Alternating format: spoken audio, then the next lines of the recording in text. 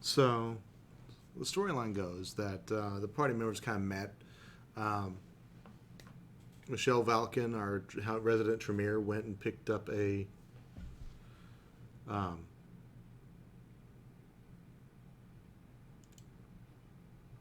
sorry, it's gonna be old news. All right. So she went and picked up a.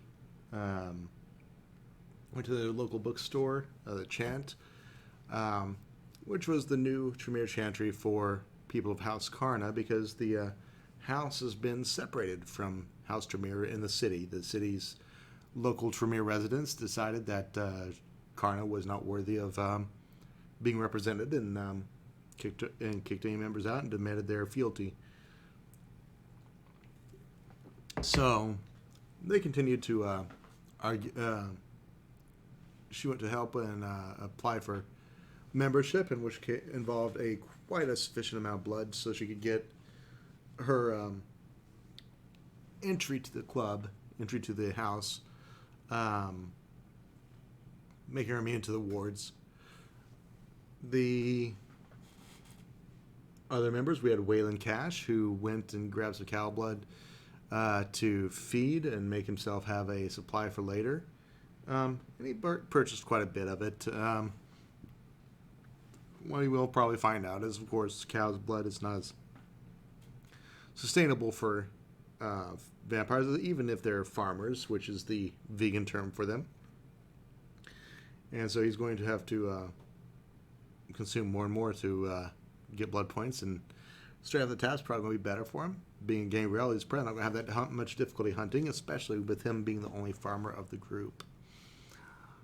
We have Brody and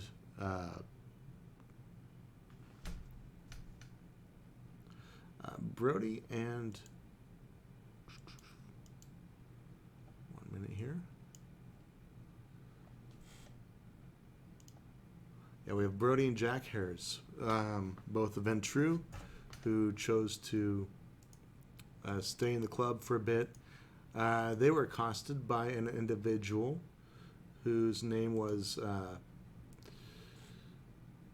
Bobcat Jones. He's the sheriff of the city, and he was sitting in the middle of the club's respected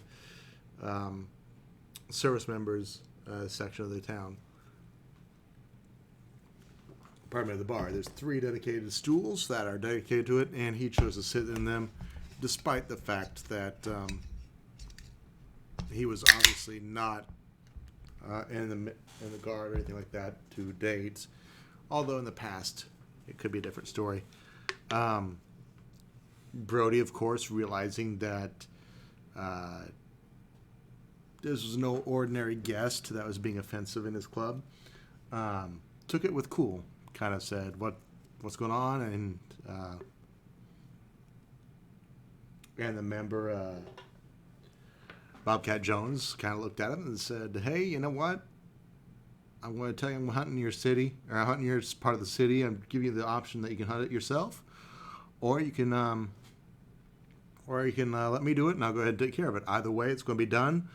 But I'd figure I'd give you the option in the city." And Brody and Jack didn't feel like it was his place to be in the city, and it's best to have the sheriff know as little about his section as possible. So he did dismiss him. He said, "Okay, I'll go ahead and take care of it." And they talked about business upstairs in the private VIP lounge, which was quite nice, a little bit quieter than the bumping and thumping downstairs that was there. They called everybody in the coterie except for a mysteriously missing Josiah. Josiah apparently had a calling tonight and wasn't answering his phone.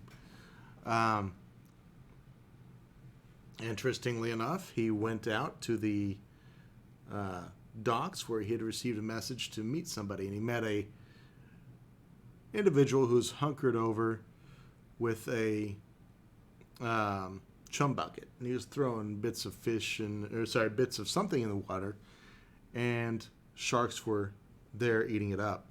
Now, one thing that's common in the area of Padre Island, in that little area between, this is actually a poorly oxygenated water, so Not very many fish lived there, but in this case, this time of night, there were definitely fish there. There were sharks that were busily eating up chunks of things. The Nosferatu invited Josiah to go ahead and throw some chunks in and chum the water as he talked. And so, as he was throwing in chunks of what he later found out to be flesh, he discovered it was indeed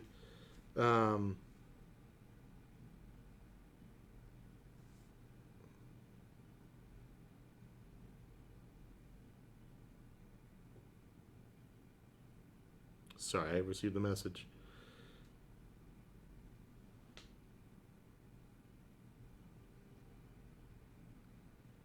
All right.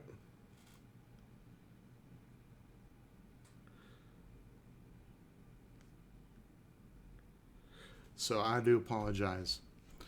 So what happened next is that the characters, Josiah, saw an image that the Nosferatu showed him on his cell phone that showed him being embraced by his sire, who he hates. He utterly hates this individual. And so he's looking for any way he can to get this sire out of commission. Dead is the best. And so he ended up receiving the message from the sire, or receiving the message from the Nosferatu, and looked at another video that involved the sire breaking Masquerade. Well, given the heightened senses of the city, with breaches of Masquerade, a blood hunt being called recently in the last session, Josiah knew this was a good opportunity to get some dirt on the sire and leverage it. And so what he did is he ended up leveraging the information by doing a favor for the Nosferatu, killing a local thin blood drug dealer. He did so by visiting the drug dealer's house, using his skills of obfuscation to hide, go upstairs, and in a slight struggle, the thin blood was no match for him whatsoever, and ended up dying rather quickly. They ended up killing the individual, cutting their head off and leaving them in the tub to rot, while there's a barely living individual that's being pumped full of gasoline, drugs, who knows what. He didn't even he may or may not have survived the affair, but Josiah used the phone to call the cops. We'll jump back to the other side of the story now. The other two characters, the rest of the coterie, we're talking about Waylon, we're talking about Brody, Jack, we're talking about also Waylon, Brody, and how could I forget Michelle? Decided that they would go ahead and deal with the investigation of that Bobcat Jones has brought to them, which was that there's somebody who was hunting and causing breaches of Masquerade in their town. And so he ended up going to the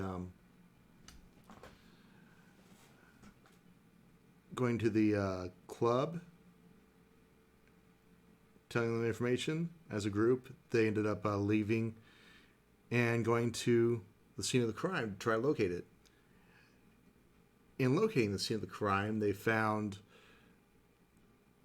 some evidence that they could track, and Michelle, using her abilities, was able to find out that there was a house nearby, a almost destroyed old house, that the party went into, and found a girl there, quite distraught, hiding out and just kind of avoiding any sort of contact, but she was scared of the group and quite defensive, almost on the flight.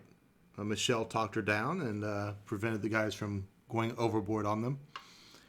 And basically the girl informed them that she was a Kaitif, a clanless vampire, who she protected. She was protecting herself against this individual who was trying to rape her. Killed him, went overboard, frenzied, destroyed him. Was not caught on camera, nothing like that, but at the same time, left a dead body because she panicked and fled. Came back to try to fix it, and the situation was less than optimal. The group decided that they were not going to overstep the bounds of the Camarilla, the governing force of the city, and took her back to get dressed in some club wares because the local newspaper, The Current, had listed that the ministry was throwing a party at the Temple, a local nightclub that's very difficult to get into. And so they went into the Temple. They ended up checking that, or so they're getting ready to go to the Temple, and we left them at that point in the story. Meanwhile, Josiah himself got himself ready to go to the Temple and ended up dressing appropriately, but actually walked by the scene of the crime, although his character does not know this yet, and he may not know this as a person. The reason they're going to the Temple is because the scourge of the city, the one who normally takes care of Kaitif and the unannounced, she is actually living in the temple, or she's actually partying at the Temple that night in a rare party for them. With that, I do certainly appreciate any viewership that you've provided. We should be doing games every Friday evening at approximately 9 o'clock Central. We're going to try to be on by 8, but 9 o'clock's our target date. And, there'll be other voices other than mine telling the story and a little bit more organized thing. This is kind of off the cuff today. But, hey, I definitely appreciate y'all watching. Thank you.